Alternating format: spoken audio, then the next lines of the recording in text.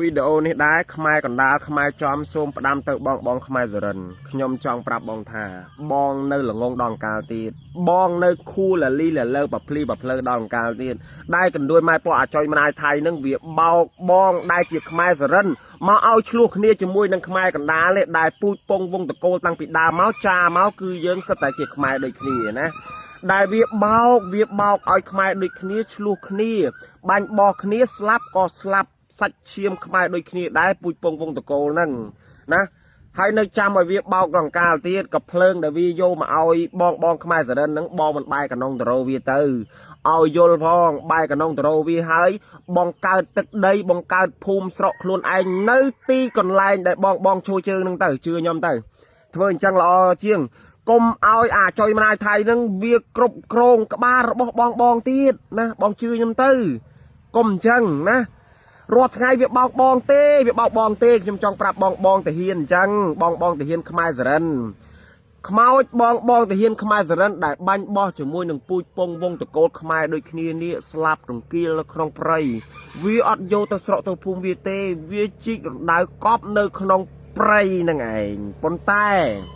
បើសិនជាសារសពរបស់បងប្អូនប្រជាពលរដ្ឋថៃរបស់វាវិញវាដាក់សិទ្ធិយន្តហោះយកទៅបូជាក្នុងស្រុកក្នុងភូមិរបស់វានោះណាខ្មោចបងសរិនរំគៀលងាប់ពេញព្រៃដោយសត្វជាប់អន្ទាក់គេអត់មើលអញ្ចឹងប៉ុន្តែបើសិនជាខ្មោចតាហ៊ានរបស់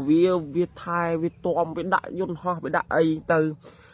វាមើងងាយបងខ្មែរសរិនដល់ថ្នាក់ហ្នឹងហើយបងនៅតែអោនក្បាលឲ្យវាជន់ក្បាលដងកាលទៀតខ្ញុំចង់សួរអញ្ចឹងអាវុធនឹងដៃជឿខ្ញុំទៅបែកកណងតរោវា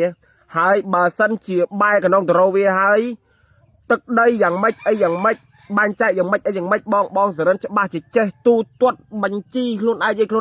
យខ្ញុំក៏ជឿថាបងសរិនក៏មានមេដឹកនាំរបស់ខាងសរិនមួយដែរអញ្ចឹងទៅខ្ញុំជឿណាមិនចាញ់ពួកកណ្ដួយម៉ាក់ពួកអាចយម្នាយដែលថាវាបោកយើងប្រើនឹងទេខ្ញុំចឹងរាល់ថ្ងៃជីវិតបងខ្មែរសរិនណាអត់បានស្មើឆ្កែវាចិញ្ចឹមមើលថែក្នុងផ្ទះផងខ្ញុំប្រាប់ដែរឆ្កែវាចិញ្ចឹមមើលថែក្នុងផ្ទះហ่าវាពេលវាងាប់គេមើលថែដុតដល់ណាជួនកាលយំលេលហាមក៏ឃ្លីក៏ឃ្លុ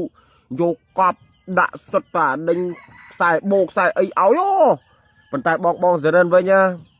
កាន់តែស្លាប់វាកាន់តែសុបាយខ្ញុំចង់ប្រាប់ចឹងពួកអីវាចង់ផ្ដាច់ពូជខ្មែរសរិនយល់ទេវាចង់ផ្ដាច់ពូជខ្មែរសរិនវាទុកតែថៃសុទ្ធទេក៏ដូចម៉ែពួកអាចោម្នាយនឹងនោះតាំងពីដើមមកពួកអាចោម្នាយថៃនឹងវាគ្មានដីម៉ាក់ម្ដុំទេវាលួចបងសរិនរហូតដល់ថ្នាក់បងសរិននឹងអត់មាន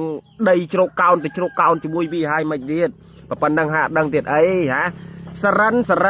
បងសរិនប៉ុណ្ណឹងហាក់ដឹងទេអីថាកណ្ដុចម៉ាក់អាចោម្នាយថៃនឹងវាលួចប៉ុណ្ណាវាលួចដីវាលួចធ្លីវាលួចគំនិតគេវាលួចឆ្នៃប្រឌិតពេញវាលួចគ្រប់យ៉ាងតែម្ដងណាបងណាគួរតែយល់បែកកណងតរោវាទៅបងក៏ភ្លើងវាឲ្យមកហើយកុំបញ្ជូនទៅវាវិញបងជឿខ្ញុំទៅដាក់បែកកណងរោវាវិញបានទឹកដីឈរជើងខ្លួនឯងល្អជាងអោនក្បាលឲ្យវាជន់ក្បាលបើជឿខ្ញុំទៅបើថាអោនក្បាលឲ្យវាជន់ក្បាលមេដឹកនាំនឹងល្អខ្ញុំអត់ថាទេប៉ុន្តែមេដឹកនាំលលីលលើបភ្លីបភ្លើល្ងឹតល្ងងដូចពួកវាអញ្ចឹងកុំអោនក្បាលវាជន់ក្បាលបងជឿខ្ញុំទៅបែកកណងរោវាទៅ